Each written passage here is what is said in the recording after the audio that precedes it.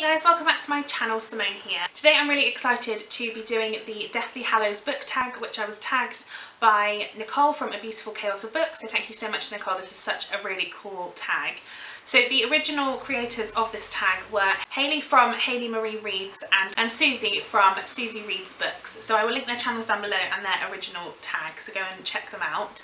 And I'm really excited because you know I love Harry Potter, so anything Harry Potter related and I'm all there. So there's only 3 questions to this tag, which I really love, and you have to pick 3 books per question essentially, and it's based on the Deathly Hallows, so it's obviously in the final Harry Potter. And yeah, let's get started with the first one. So the first one is the Elder Wand, which is the most powerful wand in the world, said to be unbeatable during duels. And the question for this one is to name 3 of the most powerful books you've read. So I had a really good think about this, and I have come up with 3 that I have lots, to be fair, of very powerful books, but I have picked 3 that I'm really wanting to talk about. So the first one of those is Atonement by Ian McEwan, which I had to read a couple of times to really understand it, but I absolutely love this book. So this basically follows Bryony, who is a young girl, when she witnesses what she thinks is the gardener sexually assaulting her older sister, and it's actually a consensual sexual relationship between the 2 of them. Her older sister, I should say, much older. And then later on the same evening, her cousin is raped in the grounds of their house, and she kind of pins the blame onto Robbie, who is the gardener, and it's about the consequences of her lie, essentially. And it really resonates with me. I think it's a very powerful book because it's very interesting to realise that every action that you make or every action that you take has a consequence, really, and obviously in this situation it's much more dramatic than kind of every day, but it really shows that kind of consequence. And I think it's very interesting to it's sometimes maybe something we don't think about, is that every day we do things that actually have consequences for other people.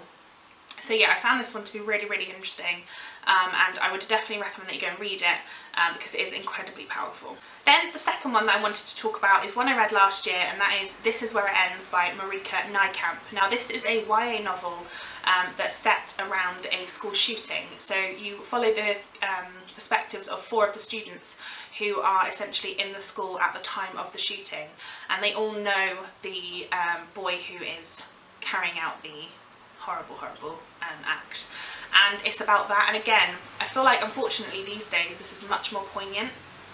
You know, school shootings are happening all the time and it's horrendous, absolutely horrendous, but reading about it from kind of the perspective of somebody who'd actually was there at the time, obviously this isn't a true story, but it is kind of it definitely reads that way. And yeah, it was very powerful to me. I really felt heartbreak, and it made me really think about again, it's the way you treat people every day, because you know, this boy in this book particularly had committed this this crime because of things that had happened to him in his day-to-day life, and although that's not necessarily the only reason, it was definitely a big part of it. So again, it is just thinking about everything that you do has kind of that consequence. And the third one is a little bit different, and that is a non-fiction book.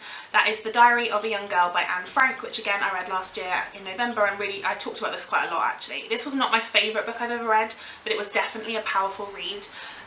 If you don't know what it follows, I assume most people do, but basically Anne Frank was living in Amsterdam at the time of the Second World War, and her family were Jewish, so she went into hiding in an annex essentially above where her father worked, and it's about that. And obviously most people know, but basically Anne Frank dies in a concentration camp, and so obviously the story never gets finished, the book never gets finished because it's her diary.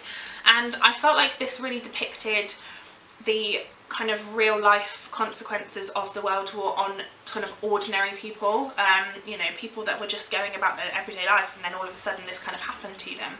And it does really make you think about the world today, and kind of how sort of political decisions that are made are potentially going to affect us. Obviously not to that extent, I would hope, but who knows. So yeah, that definitely was a very powerful read, and definitely one that I would recommend. I feel like everybody should read this at least once. Like I said, it wasn't my favourite because it did, Anne wasn't a very likeable character. I say character, she's not a character, that's kind of the point. Like, she's a normal 15-year-old girl. So yeah, anyway, I won't go into that anymore because I have talked about that a lot, but definitely one I think everybody should get to. The second Deathly Hallow that we're going to talk about is the Resurrection Stone, and that is the stone that has the power to temporarily bring back the dead. So the prompt for this is to name 3 books that you think should have been resurrected. Now that can mean that you think should become popular or should be more well known, or it could be books that you think should be popular again that have previously been popular. So the first one of these that I want to talk about is The Dead Zone by Stephen King. Now obviously Stephen King is a very well known writer, and pretty much everybody knows him and has read probably at least one of his books, but I feel like I've never really heard people talk about The Dead Zone. I didn't even know it was a movie. I think it's a movie and I've never seen it, but I loved The Dead Zone. I read it, I want to say 2 years ago, and really enjoyed it.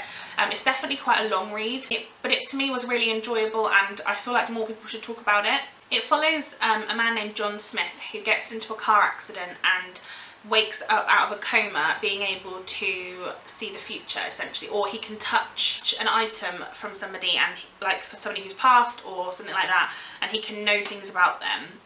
So yeah, it's kind of about that. It's really interesting, like I said. The only thing about this that I wasn't a big fan of is there's quite a lot of American politics throughout it, because it's kind of set around that sort of time, but I feel like you kind of don't need to know too much about it to be able to kind of get through it. I think those parts I just sort of skimmed a little bit, to be honest, but the rest of it, the story, I really enjoyed, and like I said, it's not one that I've heard people talk about, and I feel like The Dead Zone should be much more appreciated.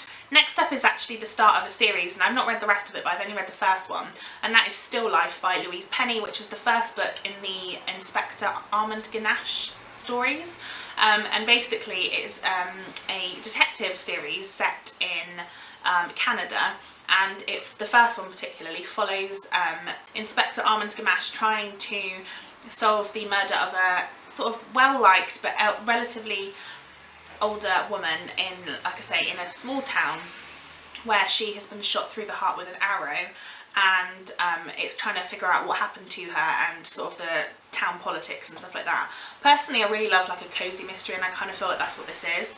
And I feel like, again, it's not a series I've had anyone really talk about, and I feel like more people should talk about it because it is amazing. So that's definitely on my list. And then the final one is a YA dystopian novel that I've literally never heard a single person talk about this, and it is Hit by Delilah S. Dawson, and this was one of my favourite books like a couple of years ago. But basically it's a world where, or a private company has taken over everybody's kind of debt, and this is in America, so a lot of people are kind of in medical debt and stuff like that. So essentially, in order for them to get out of debt, what they have to do is kind of recruit the next 5 people. So they get given a list of 5 people, and they have to either get given, their options are basically, you can either pay the money, you can be killed, or you can do the same again for like the next 5 people. So it follows the main character who essentially has decided that she will do the next 5 people because her mother is really ill, and so she has a lot of medical debt, and it basically is where she has to essentially decide whether she essentially has to be one of those people who potentially could kill you if you decide not to do that. So yeah, it was really interesting. Again, it's definitely a book that I feel like no one's talking about. Again, I think it's quite an old book at this point, but I really enjoyed it, and yeah, I love this book, and I think it might be the first one in a series, so I'm quite interested to get on to the next one as well. But yeah, definitely one I think people should talk about more. And then the final section is the Invisibility Cloak. Passed through generations, the cloak has the ability to render its wearer invisible. Name 3 books that you want to pass on to your children, family, friends, etc. So the first one of these will be absolutely no surprise, and that is Eleanor Oliphant is Completely Fine by Gail Honeyman. I feel like I've talked about this book too many times at this point, but it is a book that I would 100% recommend to everybody. I think anybody who reads this will get something from it, irrelevant of what kind of reader you are. So for me, I think this one is one of those books that I would just like to pass on to every single person in my life and get them to read, because I think it's amazing. The second one is one that I would like to read to my future children, and I'd love to pass on to them in that way, and that is The Hobbit by J.R.R. Tolkien. I think The Hobbit is a kind of classical book that's not too difficult to read, and I feel like children love that anyway. I know my sister really got into it when she was a lot younger, and she kind of read it multiple times, and I'd love to be able to continue the legacy of that book on, because I feel like J.R.R. Tolkien has really left us a precious book, so I would love to be able to carry that one on. And then the final one is one that I would like to pass on to all of my friends on BookTube, and that is a thriller book, because like I said, I'm loving thrillers. I love them so much and I really want to read more of them. And one I have read that again is not one that I've heard lots of people talking about is Little Black Lies by Sharon Bolton. Now I know Sharon Bolton has written a lot of thrillers and I've not read many of them. In fact, I think that's the only book of hers I've read, but I actually really enjoyed it. And in fact, I listened to this one on audio and I really enjoyed that experience. This basically follows three perspectives, I guess. You have three friends. They all live on this little island, and one of the main characters, Catelyn, is still